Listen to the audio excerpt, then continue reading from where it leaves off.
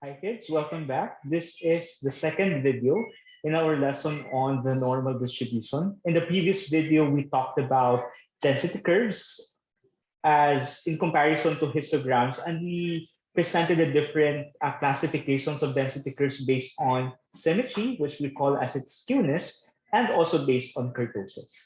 Now, in this part of the lesson, what we are going to do is to try to narrow or focus the lesson on a specific type of distribution. So if you remember, there are three different types of distributions based on symmetry. We have a left skew distribution, a symmetric distribution, and a right skewed or a positively skewed distribution.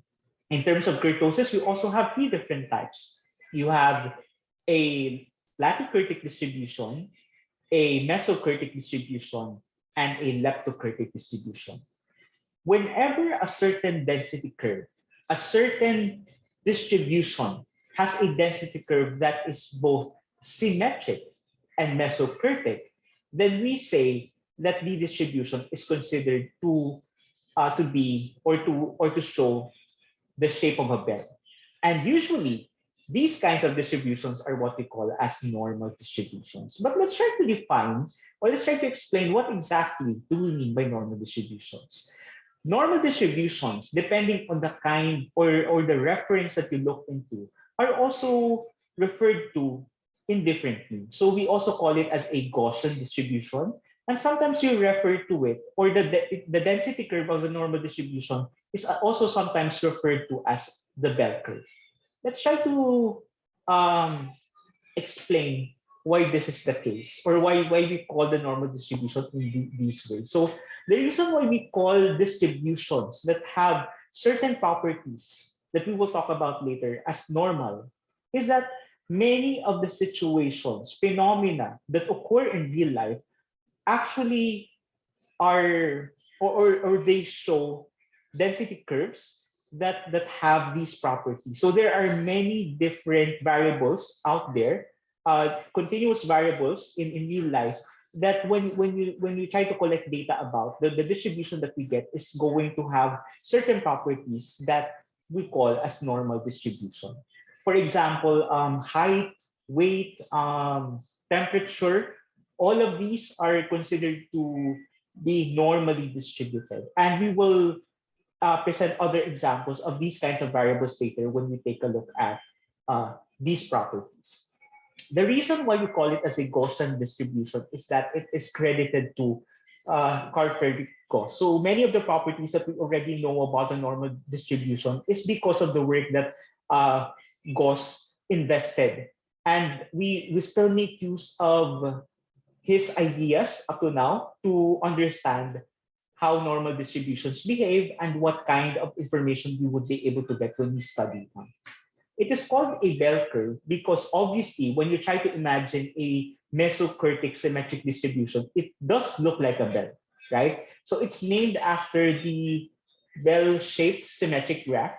And if we want to reconstruct the graph, there is actually a function that we can make use of to represent the bell curve or the outline of a normal density curve. And this function is what we see over here. It makes use of two irrational numbers that you are already familiar with, and that's pi and e.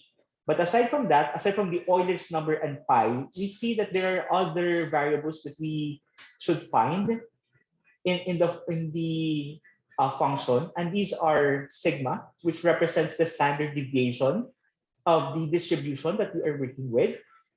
We have mu, which represents the mean of the distribution, and x, which represents the independent variable for this function. And in this case, it's actually the value, a certain value of the continuous random variable that we are working with. But worry not, we are not going to make use of this formula or this function when we talk about normal distribution, at least not in this stage or level of your statistics subject.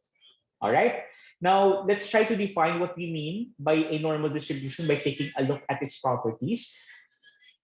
One of the things that you need to know about normal distribution is that it's not just one curve. It's not just a specific type of density curve that is identical through all of the variables that are considered to be normally distributed. It is considered to be a family of continuous probability distribution. So it can take several shapes and several forms as long as all of the important properties that we use to describe it are met by the density curve that we are studying. So what are these certain properties that define whether or not a density curve is considered to be the normal density curve and represents a normal distribution? First is that it should be symmetric about the mean and it should be mesocurtic. So if you remember, the x-axis in any density curve represents all of the values of the continuous random variable. Now, in the case of a normal distribution, in the case of a normal density curve, the mean is always found in the very middle of the x-axis. And once we locate the mean and create a vertical line along that point, we notice that the left side and the right side are going to be mirror reflections of each other. That's why we say that a normal density curve is symmetric about the mean and it is mesocurtic. Okay, so it's a symmetric mesocurtic density curve. Second is the measures of the central tendency are equal. So you should recall that there are three measures of central tendency: the mean, the median, and the mode. It just so happens that for any normal distribution, these values are equal to each other. So the mean of the distribution is in the middle of the x-axis. Uh, the median is obviously in the same position because that means that if you have the lowest score here and the highest score here, then the middlemost score must be in the middle of this line segment. And finally, the mode, which is the highest point or the peak of the graph. It's the value of x for which we will find the peak of the graph is also found in the same position. That's why all of the measures of the all of the three measures of central tendency are equal whenever we see a normal distribution. Third is that it is unimodal. So you would remember that we encountered an example in the previous video wherein we have a symmetric mesocurtic distribution, but it is not considered to be normal because in this case, we are saying that normal density curves must only have one mode. It must only have one peak. Because of that, it must be unimodal. Number four, it should be determined by the mean and the standard deviation. So the intervals of scores in the distribution are determined by making use of two parameters, and these are the mean and the standard deviation. So if the mean is in the middle, the standard deviation, which is a measure of the variability of the distribution, can be used to determine other significant points or important points in the x-axis. So if this is the mean, then when we add one standard deviation to the mean, we are able to determine the next point along the x-axis. And then we can determine succeeding points up to 3 standard deviations. We can work with 4, 5 standard deviations. However, if you notice, there are much lesser values or proportion of the scores that you should be able to find with greater values of the standard deviation. So we don't usually look at 4 or 5 standard deviations because most of the data should be found, at least in the context of a normal distribution, most of the data should be found between -3 to +3 standard deviations. Let's make use of an example. So let's say that a distribution has a mean of 5 and a standard deviation of 2. That means that the middlemost value in the x-axis should be 5. So this is 5. And since the standard deviation is 2, the value at this point should be equal to 7. That's the mean plus 1 standard deviation. So that's 5 plus 2, that's equal to 7. The next point is going to be 9, and the next point is going to be 11. On the other hand, going backwards, if you have mu minus -1 standard deviation, we will be able to find that this value would correspond to 3, and then this value would correspond to 1. And if, for example, the variable accommodates negative values, then this must be equal to -1. But most of the times, I'm not saying for all instances, but most of the times, usually for continuous random variables, we work with positive value. So let's make use of a different example. This time, let's suppose that the mean of this other distribution is 27, and the standard deviation is 3. So this would be 27. This would be 30. This is 30. This is 36. Going to the other side, this will be 27 minus 3, so that's 24. 24 minus 3, that's 21. And then 21 minus 3, you would get 18. So those are the values that we will have to identify, specific values of the continuous random variable that we will have to identify so that we can understand better the normal distribution. So that's what we mean by the fourth property, that we can describe the normal density curve by making use of the mean and the standard deviation. Number 5 is we can notice that the curve is actually going to be asymptotic to the horizontal axis. It gets closer and closer to the x-axis, but it's not going to come to a point that it will be equal or it will intersect the x-axis. And finally, number 6, because a normal density curve is a representation of the distribution of a continuous random variable, and all of the values are accounted for, then it should cover 100% of the distribution. Therefore, the area under the normal curve, this yellow part right here, when you identify the area of that whole part or that whole region, that should be equal to 100% or equal to 1. And the probability that a certain score of a certain score or the density of a certain score must be equal to 0. So imagine if we have a specific score, like let's say this particular score over here, and then we are going to construct a line to represent that score with reference to the whole area of the under the normal curve. That area is so insignificant. It's so insignificant because it doesn't have any thickness at all, that when you try to compare it to the 100%, when you try to compare it to the 100%, it's basically just 0. So we say that the probability or the density of any score, exactly any score in terms of the normal density curve is actually equal to 0. All right. So there's an activity that you can do to examine the effects of changing the mean and the standard deviation um, um, to the normal curve. What the changing these parameters would affect, how these parameters would affect the normal curve.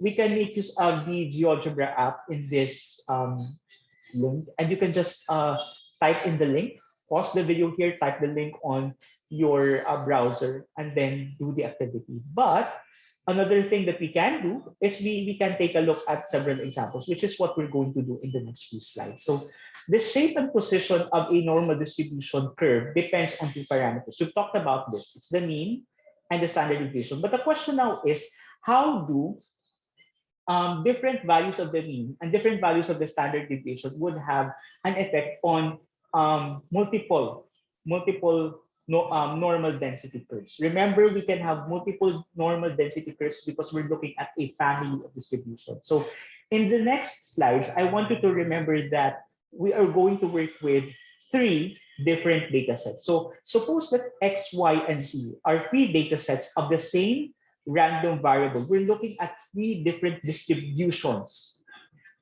of the same variable. Because they are different distributions of the same variable, that means that we can actually make comparisons among these 3 distributions. And all of them happen to be normally distributed, or their density curves are all considered to be normal. So what we're going to do now is compare the 3 distributions, knowing that in this case, the mean of the distributions are equal. So the mean of X is equal to the mean of the random variable Y, and this is equal to the mean of the random variable C.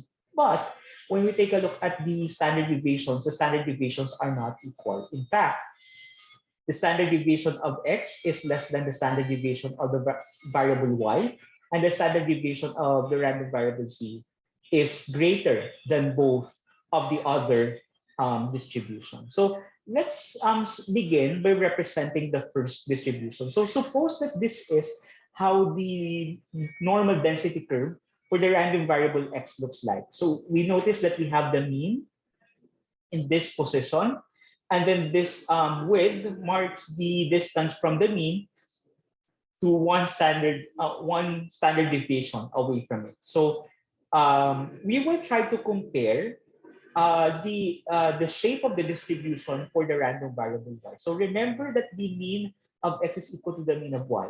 What does that mean? That means that their position must be the same. The peak or the middle of the distribution should be found in the same position because their means are equal. But what would set them apart is we would notice that the standard deviation, because the standard deviation of the random variable y is much larger, it means that it is much farther away. It's farther away from where we would find the mean of the same random variable. So we have the red density curve to represent the distribution for the second random variable. Now let's represent the third random variable, the distribution for the third random variable with a blue graph. And what we see here is that we will still find that the mean is on the same spot because they are equal, but the distance between the mean and the standard deviation is much greater when we compare it to the distances of the mean and the standard deviation of the first two random variables. All right, and what it did to our distribution is that because it needs to cover the same area. Remember that the region covered by all of the normal density curves is equal to 100%. But to compensate for the wider graph, we see that the peak is not as high. The peak is not as high. So when we present all of the three graphs at the same time, the differences become more apparent. The similarities and the differences become more apparent. So the peaks of the graph are found in the same position because the means are equal. However, the width of the graph, how wide the graph is determined solely by its standard deviation. So a greater standard deviation would mean a wider graph, and the smaller standard deviation would mean a narrower density curve. Sometimes a density curve can also be referred to as a graph. So whenever I say graph, that's exactly what I mean. All right. So this is what happens when we have three different continuous random variables whose density curves are all normal and whose means are all equal, but whose standard deviations vary. Now, let's try to see what happens when it's the other way around. In this case, let's say that we are working with three different distributions of the same random variable, but even if they are all normally distributed, their means are not equal, but the standard deviations are equal. So in this case, we say that the mean of x is less than the mean of y, which is less than the mean of z. But the standard deviations of x, y, and z are all equal. So what that would mean when we try to compare the graphs is that we would see that the peaks of the distributions, the three distributions, can be found in three different positions along the x-axis. But because the width of the graph, remember that the standard deviation determines the width of the graph, or how